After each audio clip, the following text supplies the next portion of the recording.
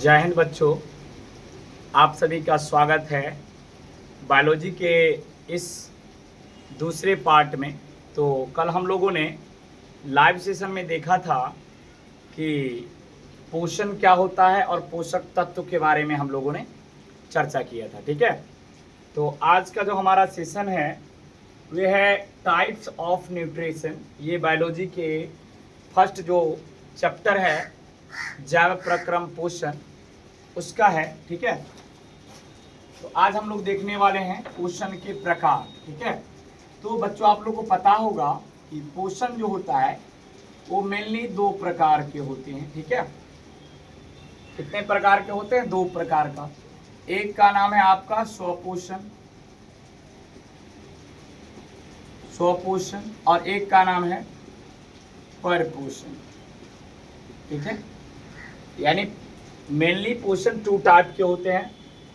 इसको अंग्रेजी में ऑटोट्रॉपिक न्यूट्रिशन बोलते हैं और परपोषण को हेटेरोट्रॉपिक न्यूट्रिशन बोलते हैं। ठीक है, तो आप लोगों ने देखा कि पोषण मेनली टू टाइप के होते हैं। इसको आप लोग लिखते चलेंगे। अब जो मेरा पहला पॉइंट होगा ये होगा हमारा कि स्वपोषण क्या होता है। स्वपोषण, ठीक है, इसको हम लोग बोलते हैं स्वपोषण को हमने देखा ऑटोट्रॉपिक न्यूट्रिशन। ठीक है, तो हम अब पहला पार्ट्स में देखेंगे। पहला जो टाइप्स है वो है मेरा स्वपोषण। तो स्वपोषण किसको कहते हैं? कौन से जीव स्वपोषण की क्रिया करती है? ठीक है, तो स्वपोषण का मतलब होता है कि जब कोई जीव क्या करेगा, स्वयं अपना भोजन संश्लेषित करेगा। ठीक है, ये अपने भोजन के लिए किसी भी दूसरे जीव पर आश्रित नहीं होगा और वो जिस प्रक्रिया द्वारा ग्रहण करेगा उसी को हम क्या बोलेंगे? स्वपोषण। यानी स्वपोषण पोषण का ऐसा प्रक्रिया है जिसमें कोई जीव अपना भोजन स्वयं संश्लेषित करेगा। ठीक है, अगर आप इसका परिभाषा लिखिएगा तो क्या होगा कि वैसी यानी पोषण की वह विधियां, पोषण की वह विधियां, वह विधि जिसमें जीव अपना भोजन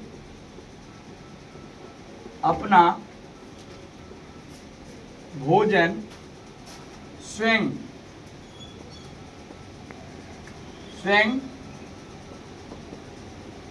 संश्लेषित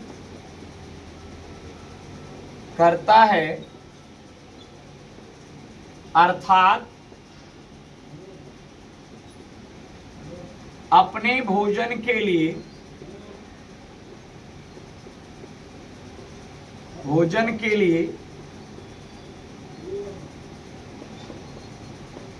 किसी अन्य जीवों पर आश्रित नहीं होता है, आश्रित नहीं होता है, उसे स्वपोषण कहते हैं। उसे क्या बोलते हैं? स्वपोषण कहते हैं।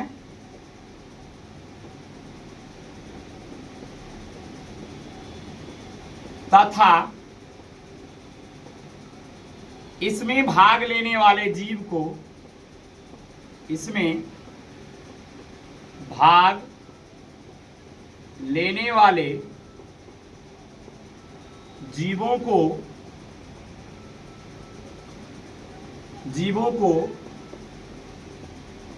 स्वपोषी कहा जाता है। जैसे में अगर मैं बात करूं एग्जाम्पल के तौर पे, तो उसमें होगा सभी हरे पौधे, इसके अलावा नील हरित शैवाल, नील हरित शैवाल, ये क्या होते हैं? स्वपोषी होते हैं। ध्यान रखिएगा कि स्वपोषण किसको बोलेंगे? तो वह पोषण की वह विधि जिसमें जीव अपना भोजन स्वयं संश्लेषित करेगा, वो किसी अन्य जीव पर आश्रित नहीं होगा, तो उस प्रक्रिया को हम क्या बोलते हैं? स्वपोषी। और इस विधि द्वारा यानी इस प्रक्रिया में जो जीव भाग लेता है उस जीव को हम क्या बोलते हैं? स्वपोषी। तो स्वपोषी की अगर मैं बात करूं तो जितने भी ग्रीन प्लांट होते हैं सभी क्या होते हैं? स्वपोषी होते हैं। इसके अलावा अगर मैं बात करूं तो नील हरित शैवाल भी क्या होते हैं? इसमें भी स्वपोषण का गुण होता है। इसको जल्दी से आप लोग नोट डाउन करिए।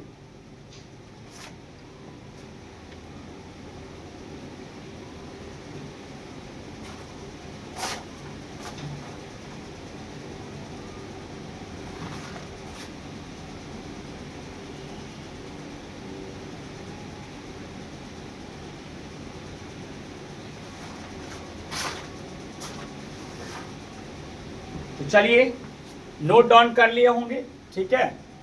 इसको हम थोड़ा रफ कर देते हैं, ठीक है। तो स्वपोषण आपने पढ़ लिया। उसके अलावा हम देखेंगे नेक्स्ट दूसरा जो मेरा विधि है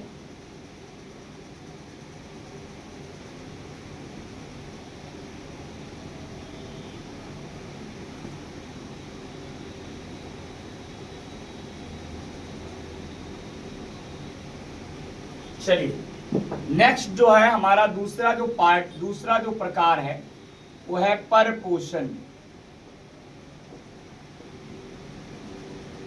परपोषण, ठीक है। तो पोषण की वह विधियां, पोषण की वह विधि जिसमें जीव अपने भोजन के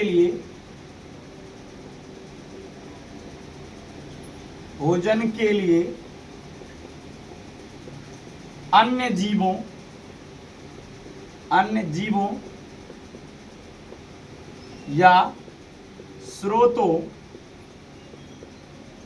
पर निर्भर होता है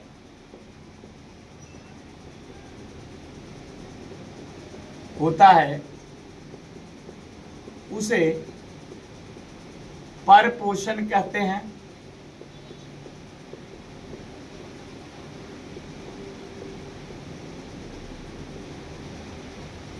तथा इसमें भाग लेने वाले जीव को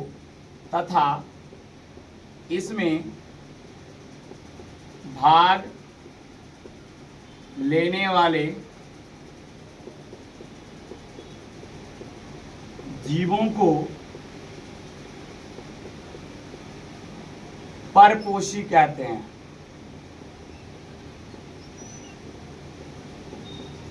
ठीक है, यानी परपोषण में क्या होता है, जीव अपना भोजन स्वयं संश्लेषित नहीं करेगा, ठीक है, और ये अपने भोजन के लिए किसी बाहरी स्रोत या किसी बाहरी जीवों पर क्या होगा, आश्रित होगा।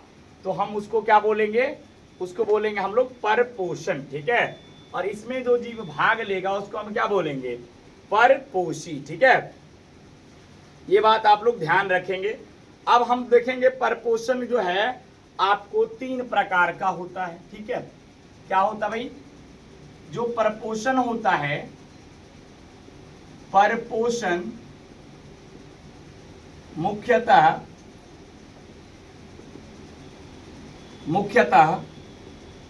3 प्रकार के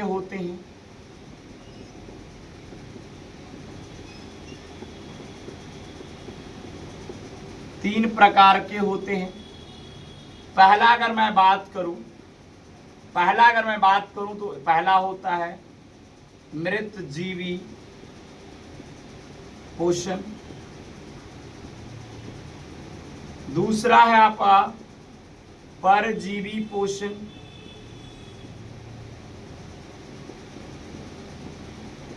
और तीसरा जो है आपका प्राणिसम पोषण। ठीक है, यानी परपोषण के मुख्यतः 3 प्रकार होते हैं। ठीक है, पहला है मृतजीवी पोषण, दूसरा है परजीवी पोषण, और तीसरा है हमारा प्राणिसम पोषण। इसको आप लोग जल्दी से नोट डाउन करेंगे, जल्दी से नोट डाउन करिए।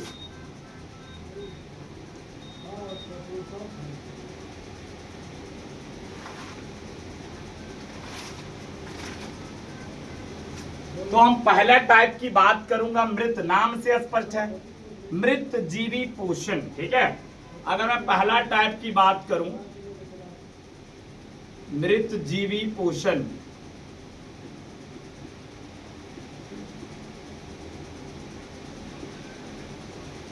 ठीक है, तो मृत जीवी में क्या होगा, ये जो मृत जीवी पोषण में क्या होता है, जीव मरे हुए पादप और जंतुओं के शरीर से घुलित कार्बनिक पदार्थ के रूप में अपना क्या करता है, पोषण प्रदान करता, प्राप्त करता है, तो उसको हम क्या बोलते हैं, मृत जीवी पोषण। यानी परपोषण की वह विधियां, परपोषण की वह विधि जिसमें जीव मृत पादप एवं जंतुओं के शरीर से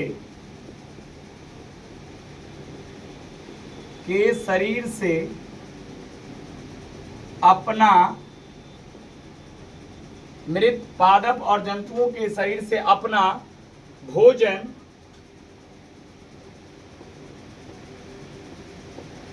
घुलित कार्बनिक पदार्थ के रूप में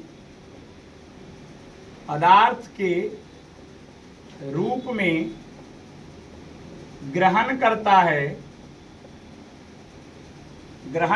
है, उसे मृत जीवी पोषण कहते हैं।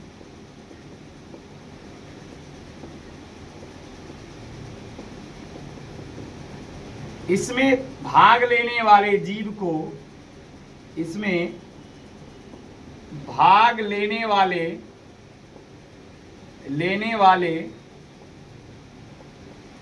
जीवों को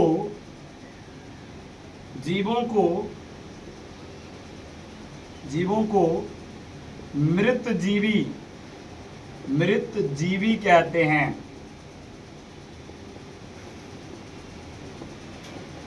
ठीक है, यानी मृत जीवी पोषण में क्या होगा कि उसमें जो जीव होगा ना, वो मृत पादप और मृत जंतुओं के शरीर से अपना भोजन घुलित कार्बनिक पदार्थ के रूप में ग्रहण करेगा। जैसे अगर मैं बात करूं, जैसे इसका जो एग्जांपल की मैं बात करूं, तो इसमें आ जाएंगे आपको जीवाणु, कवक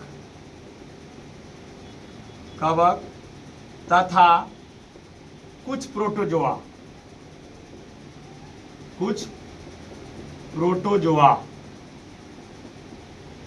ध्यान रखिएगा। यानी मृतजीवी पोषण कौन कौन करते हैं, मृतजीवी पोषण की प्रक्रिया द्वारा वो जीवाणु करते हैं, इस विधि द्वारा अपना पोषण ग्रहण, कवक करते हैं, और कुछ प्रोटोजोआ करता है। ठीक है, इसके अलावा कुछ इसकी मुख्य और बातें, इसको नोट डाउन आप लोग करिए जल्दी से। हम हट जाते हैं 1 सेकंड के लिए, जल्दी से नोट डाउन करिए।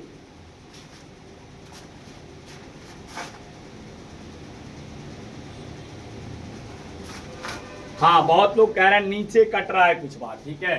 तो इसका एग्जाम्पल में आप लिखेंगे भाई, मृतजीवी वाला में ये कट रहा है ना, जैसे, तो जैसे में अगर आप लिखेंगे मृतजीवी का उदाहरण, यानी मृतजीवी में अगर आ जाएगा जैसे, जैसे में आ जाएंगे आपको क्या, तो आ जाएंगे जीवाणु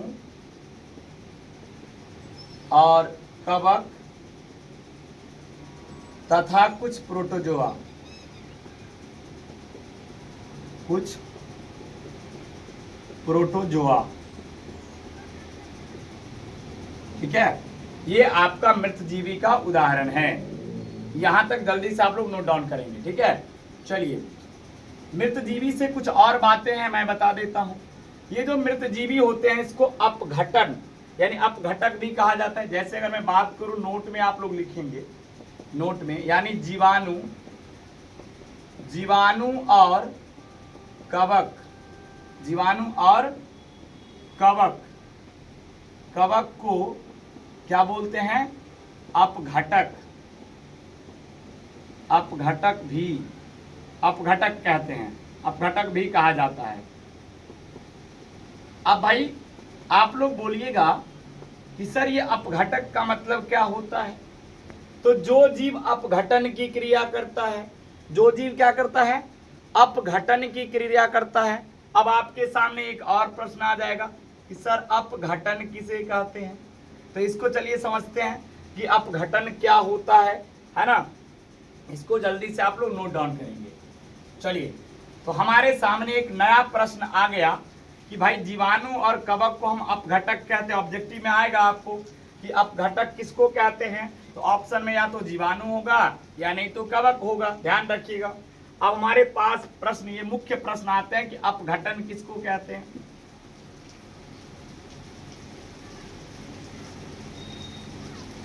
तो अपघटन, अगर हम आपसे प्रश्न पूछें, यहाँ प्रश्न इंपोर्टेंट प्रश्न है, ये इंपोर्टेंट प्रश्न में, ठीक है, ये मेरा प्रश्न आ गया आपका पहला, ये प्रश्न आ गया कि अपघटन, अपघटन किसे कहते हैं। अपघटक नहीं, अपघटन ये प्रक्रिया है ना, अपघटन, ठीक है। क्या होता भाई, थोड़ा एक मिनट रुक जाइए। अगर आपसे प्रश्न पूछे अपघटन, अपघटन किसे कहते हैं, इंपोर्टेंट प्रश्न में आता है, 2 नंबर में आएगा, किसे कहते हैं, कई बार आ चुका है, ठीक है। तो हमारा प्रश्न ये है कि भाई अपघटन किसको कहते हैं। देखिए, अपघटन का मतलब क्या होता है कि जब कोई जीव क्या करता है, यानी मरने के बाद वो क्या करता है, उसका सड़ना शुरू कर देता है, ठीक है। तो सड़ता कैसे, देखिएगा आप, कोई जीव मरने के बाद वो सड़ना शुरू कर देता है, ठीक है। तो इसी प्रक्रिया को, यानी वो जिस छोटे छोटे पार्ट में टूटना शुरू हो जाता है, वो नहीं, जिस पार्ट से बना हुआ था, जिस चीज से, जिस तत्व से मिलकर के बना होता था, उसमें वो क्या करने लगता है, टूटना शुरू हो जाता है। यानी क्या करता है जीवाणु, यानी वैसी प्रक्रिया, यानी जीवाणु और कवक, जीवाणु और कवक मृत पादप, मृत पादप एवं मृत जंतुओं के शरीर को मृत पादप और जंतुओं के शरीर को क्या करता है, अपघटित कर,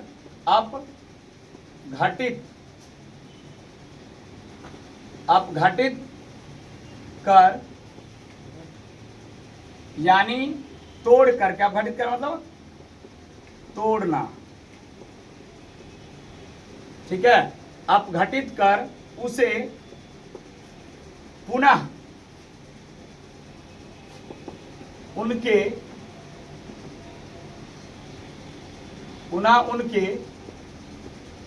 मूल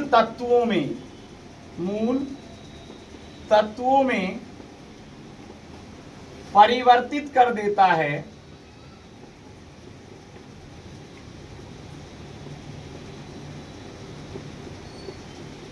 परिणाम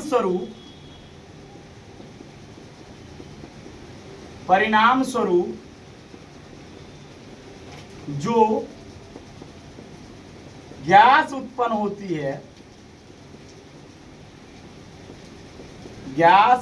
होती है उसे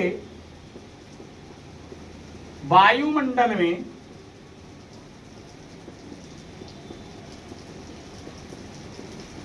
में प्रतिस्थापित कर दिया जाता है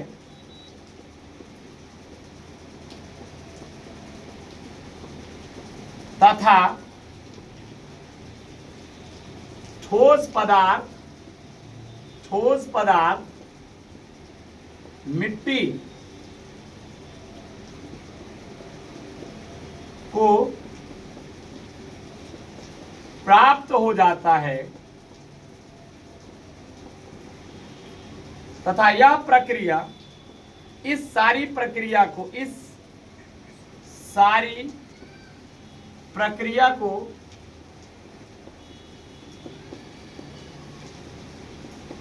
अपघटन कहते हैं।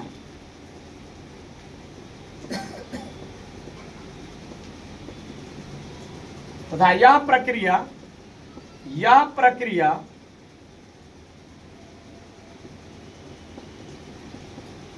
पर्यावरण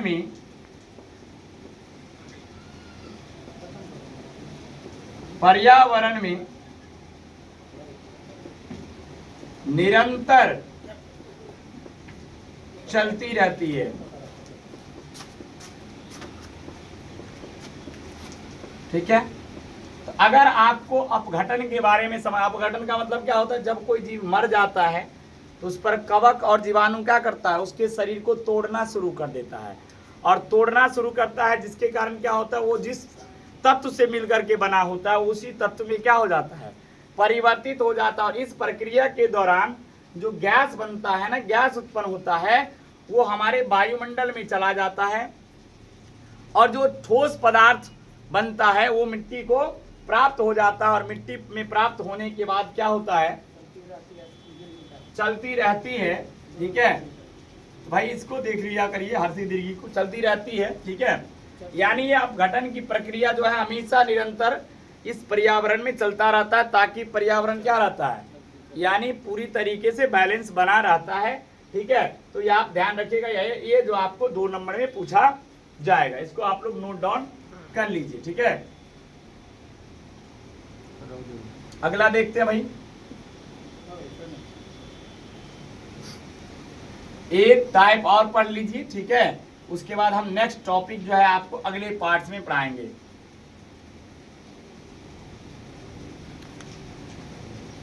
तो मृतजीवी पोषण के बाद अगला जो पोषण आ जाता है वो आता है परजीवी पोषण। क्या आता भाई? दूसरा जो मेरा प्रकार है वो क्या है? परजीवी पोषण।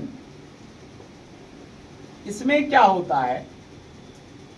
यानी परजीवी पोषण में क्या होता है कि उसमें जो जीव होता है ना, वो किसी दूसरे जीव के संपर्क में, यानी किसी दूसरे जीव शरीर में रह करके, है ना, तब जाकर के पोषण प्राप्त करता है। तो उसको हम क्या बोलते हैं? परजीवी पोषण। यानी परपोषण की वह विधियां, परपोषण की वह विधि जिसमें जीव किसी अन्य जीवों के शरीर में रह करके अपना पोषण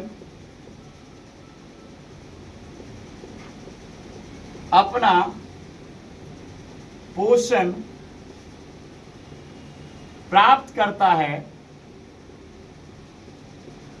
है उसे परजीवी पोषण कहते हैं।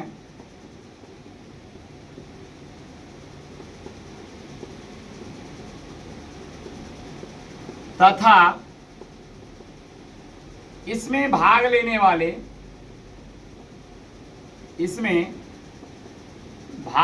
वाले जीवों को परजीवी कहते हैं।